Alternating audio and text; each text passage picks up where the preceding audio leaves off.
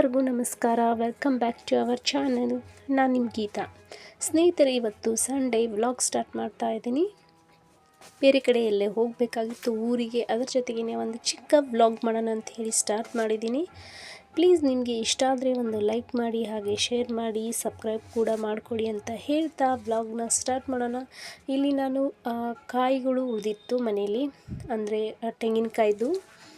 ಅದು ಕೆಟ್ಟೋಗ್ಬಾರ್ದು ಅಂತೇಳಿ ಸ್ವಲ್ಪ ಬಿಸಿ ಮಾಡ್ತಾಯಿದ್ದೀನಿ, ಸ್ಟವ್ ಆನ್ ಮಾಡಿಬಿಟ್ಟು. ಅದಾದಮೇಲೆ ನನ್ನ ಮಗನೂ ಹೋಮ್ವರ್ಕ್ ಮುಗಿಸ್ತಾ ಇದ್ದ. ಅಂದರೆ ಬೇರೆ ಒಂದು 2 ಡೇಸ್ ಆಗುತ್ತೆ ನಾವು ವಾಪಸ್ ಬರಲಿಕ್ಕೆ, ಅದಕ್ಕೋಸ್ಕರ ಹೋಮ್ವರ್ಕ್ ಎಲ್ಲ ಮುಗಿಸ್ಬಿಡಪ್ಪ ಅಂತ ಹೇಳಿದೆ. ಸೊ ಅವನು ಹೋಮ್ವರ್ಕ್ ಮಾಡ್ತಾಯಿದ್ದ. ಅಷ್ಟೊತ್ತಿಗೆ ಅವ್ನ ಬುಕ್ಸ್ ಎಲ್ಲ ತೆಗೆದು ಬ್ಯಾಗ್ನೂ ತೊಳೆದಕ್ಕೆ ಹಾಕಿದೆ. ಮಮ್ಮಿ ಬಟ್ಟೆ ವಾಶ್ ಮಾಡ್ತಾಯಿದ್ರು. ಒಂದು ರಜೆ ಇದ್ದಾಗಲೇ ನಾವು ಲಂಚ್ ಬ್ಯಾಗ್ ಮತ್ತು ಸ್ಕೂಲ್ ಬ್ಯಾಗ್ ಎಲ್ಲನೂ ಕ್ಲೀನ್ ಮಾಡ್ಕೋಬೇಕು. ಸೊ ಅದನ್ನು ಕೊಟ್ಬಿಟ್ಟು ನಾನಿಲ್ಲಿ ಅಡುಗೆ ಸ್ಟಾರ್ಟ್ ಮಾಡಿಕೊಂಡೆ. ಸಿಂಪಲ್ಲಾಗಿ ಏನಾದರೂ ನಾಷ್ಟ ಅದು ಮಾಡಿಕೊಂಡು ಅಡುಗೆನೂ ಮಾಡಿಡಬೇಕು. ಅಣ್ಣ ಮನೇಲೇ ಇರ್ತಾನೆ, ನಾವು ಊರಿಗೆ ಹೋಗ್ತಾಯಿದ್ದು 2 ಡೇಸ್ ಬರಲ್ಲ. ಅವನಿಗೂ ಸ್ವಲ್ಪ ಅಡುಗೆ ಮಾಡಿಟ್ಬಿಟ್ಟು ಊರಿಗೆ ಹೋಗೋಣ ಅಂಥೇಳಿ ಅಡುಗೆ ಸ್ಟಾರ್ಟ್ ಮಾಡಿಕೊಂಡೆ. ಏನಾದರೂ ಟಿಫನ್ ಮಾಡ್ಕೊಳ್ಳೋಣ ಅಂಥೇಳಿ ರಾತ್ರಿ ಅನ್ನ ಮಿಕ್ಕಿತ್ತು, ಅದನ್ನೇ ಸ್ವಲ್ಪ ಒಗ್ಗರಣೆ ಹಾಕ್ಕೊಂಡು, ಮತ್ತು ದೋಸೆ ಹಿಟ್ಟೂ ಇತ್ತು ಸ್ವಲ್ಪ. ದೋಸೆ ಹಿಟ್ಟನ್ನು ವೇಸ್ಟ್ ಆಗಿಬಿಡುತ್ತೆ ನಾವು ಬರೋಷ್ಟರಲ್ಲಿ, ಅಂತಂದರೆ ಜಾಸ್ತಿ ಹುಳಿ ಬಂದುಬಿಟ್ಟಿರುತ್ತೆ. ಫ್ರಿಜ್ಜಲ್ಲಿ ಇಟ್ಟರೂ ಸರಿ ಅನಿಸಲ್ಲ ಅಂಥೇಳಿ ಅದನ್ನು ಸ್ವಲ್ಪ ಖಾಲಿ ಮಾಡ್ಕೊಳ್ಳೋಣ ಅಂಥೇಳಿ ಅದನ್ನು ಸ್ವಲ್ಪ ಫ್ರಿಜ್ಜಿಂದ ತೆಗೆದಿಟ್ಕೊಂಡು, ಈ ಕಡೆ ಈರುಳ್ಳಿ, ಟೊಮೊಟೊ, ಕೊತ್ತಂಬರಿ, ಕರಿಬೇವು, ಸ್ವಲ್ಪ ಕೆಂಪು ಖಾರ ಹಾಕಿ ರಾತ್ರಿ ಉಳಿದಿರೋ ಅನ್ನ ಒಗ್ಗರಣೆ ಮಾಡ್ಕೊಳ್ಳೋಣ ಅಂಥೇಳಿ ಅಡುಗೆ ಸ್ಟಾರ್ಟ್ ಮಾಡಿಕೊಂಡೆ. ಅಡುಗೆ ಮಾಡ್ತಾಯಿದ್ರೆ ಟೈಮ್ ಹೋಗಿದ್ದೆ ಗೊತ್ತಾಗಲ್ಲ. ಫಟಾಫಟ್ ಅಂತ ಹಿಂದೆನೇ ಅಡುಗೆ ಮಾಡ್ಕೊಂಡು ಬಿಡ್ತೀನಿ ನಾನು.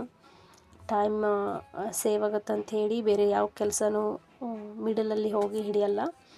ಹಿಂದೆನೇ ಫಟಾಫಟ್ ಅಂತ ಮುಗಿಸ್ಕೊಂಡು ಬಿಡ್ತೀನಿ. ಅನ್ನ ಸುಮ್ಮನೆ ವೇಸ್ಟ್ ಆಗುತ್ತೆ ಅಂಥೇಳಿ ರಾತ್ರಿ ಮಿಕ್ಕಿರೋ ಅನ್ನ ಜಾಸ್ತಿನೇ ಮಿಕ್ಕಿತ್ತು. ರಾತ್ರಿ ನಾವು ಸರಿಯಾಗಿ ಊಟ ಮಾಡಲಿಲ್ಲ, ಸ್ವಲ್ಪ ಲೇಟಾಗಿ ಊಟ ಮಾಡಿದ್ವಿ ಅಂಥೇಳಿ ಯಾರೂ ನೈಟ್ ಜಾಸ್ತಿ ಊಟ ಮಾಡಲಿಲ್ಲ. ಅದು ಅನ್ನ ಮಿಕ್ಕಿತ್ತು, ಸುಮ್ಮನೆ ಯಾಕೆ ಬಿಸಾಕಬೇಕಂಥೇಳಿ ಅದನ್ನೇ ಸ್ವಲ್ಪ ಕೆಂಪು ಖಾರ ಹಾಕಿ ಒಗ್ಗರಣೆ ಹಾಕ್ಕೊಂಡ್ವಿ. ಕೆಂಪು ಖಾರ ಹಾಕ್ಕೊಂಡ್ರೆ ಎಲ್ಲರೂ ಚೆನ್ನಾಗಿ ತಿಂತೀವಿ ನಾವು. ಸ್ವಲ್ಪ ಹಸಿ ಮೆಣಸಿನ್ಕಾಯಿಗಿನ ಕೆಂಪು ಖಾರ ಹಾಕಿ ಮಾಡಿದ್ರೆ ಏನೋ ಟೇಸ್ಟ್ ಇರುತ್ತೆ ನಮಗೆ.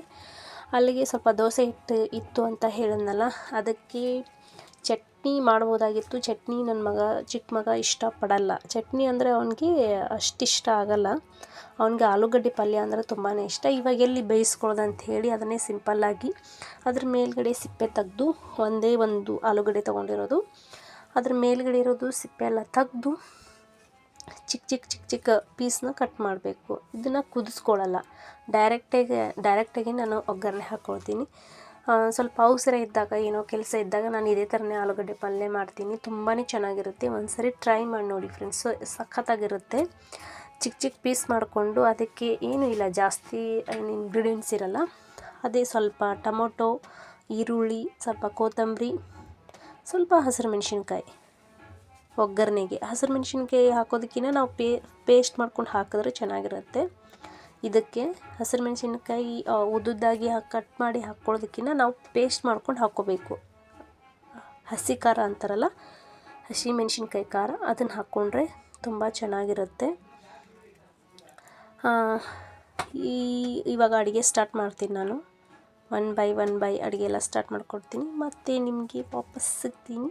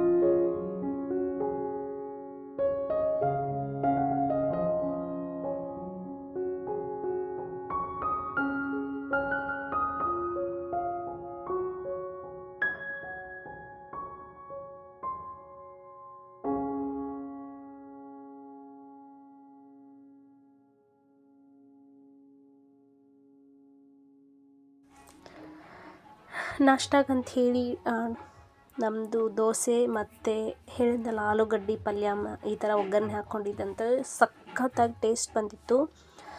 ದೋಸೆನೂ ಅಷ್ಟೇ ಫ್ರೆಂಡ್ಸ್, ನಾನು ಇದನ್ನು 2 ಡೇಸ್ವರೆಗೂ ನಾನು ಫ್ರಿಜ್ಜಲ್ಲಿ ಇಟ್ಟಿದ್ದೆ. 2 ಡೇಸ್ದು, ಹೌದು 2 ಡೇಸ್ ಇಟ್ಟಿದ್ದು. ಅದು ಮಾಡಿದ ದಿನಕ್ಕಿಂತ 2 ಡೇಸ್ ಇಟ್ಟಿದ್ನಲ್ಲ, ಎಷ್ಟು ಚೆನ್ನಾಗಿ ಬಂದಿತ್ತು ಒಂದು ದೋಸೆ. ಸೇಮ್ ಟು ಸೇಮ್ ನಾವು ಹೋಟೆಲಲ್ಲಿ ತಿಂತೀವಲ್ಲ ಅದೇ ಟೇಸ್ಟೇ ಇತ್ತು. ಸೂಪರಾಗಿ ಬಂದಿತ್ತು ಮಾತ್ರ ದೋಸೆ. ಸೊ ಎಲ್ಲರೂ ಟಿಫನ್ ಮಾಡ್ಕೊಂಡ್ವಿ. ಹುಡುಗರಿಗೂ ಟಿಫನ್ ಮಾಡಿಸಿ ನಾನು ಟಿಫನ್ ಮಾಡಿಕೊಂಡು ಮತ್ತೆ ಕ್ಲೀನಿಂಗ್ ಸ್ಟಾರ್ಟ್ ಮಾಡಿಕೊಂಡೆ. ಮನೆಯೆಲ್ಲ ಕ್ಲೀನ್ ಮಾಡಿಬಿಟ್ಟು ಹೋದರೆ ಏನೋ ಸಮಾಧಾನ ಅನಿಸುತ್ತೆ. ಗಲೀಜಾಗಿ ಆಗಿಂದಾಗೆ ಇಟ್ಟು ಹೋಗಿಬಿಟ್ರೆ ಮತ್ತೆ ವಾಪಸ್ ಬಂದು ಕ್ಲೀನ್ ಮಾಡ್ಕೊಳಕ್ಕೆ ಸ್ಟಾರ್ಟ್ ಮಾಡಿಕೊಂಡ್ರೆ ಮತ್ತೆ ಸುಸ್ತು.